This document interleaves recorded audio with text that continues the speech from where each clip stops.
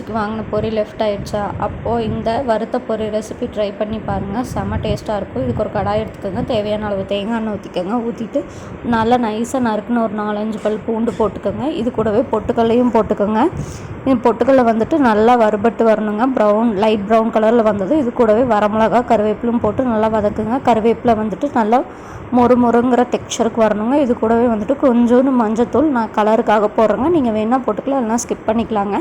அதையும் போட்டு நல்லா வறுத்துட்டு, இன்றைக்கி நான் 1-2 கப் பொரி எடுத்திருக்கேங்க. அதையும் போட்டுட்டு இது கூடயே நல்லா மிக்ஸ் பண்ணி எடுத்தோம்னா ஒரு அட்டகாசமான பொரி ரெடிங்க. இந்த பொரி வந்துட்டு நல்லா மொறுன்னு வந்ததுக்கப்புறம் அடுப்பு ஆஃப் பண்ணி சர்வ் பண்ணிங்கன்னா செம்ம டேஸ்ட்டாக இருக்கும். அப்படியே ஒரு சுட சுட ஈவினிங் டீயோடு இந்த பொரியை சாப்பிட்டு பாருங்கள். அந்த வறுத்த பூண்டு, பொட்டுக்கல்ல, மொறுன்னு இருக்கிற கருவேப்பிலை, பொரியை வச்சு எடுத்து சாப்பிட்டு பாருங்கள். செம்ம டேஸ்ட்டாக இருக்கும். யார் யார் உங்கள் வீட்டில் இது மாதிரி செய்வீங்கன்னு மறக்காமல் கமெண்ட் பண்ணுங்கள். சப்ஸ்கிரைப் பண்ணுங்கள். அடுத்த வீடியோவில் பார்க்கலாம். பாய்.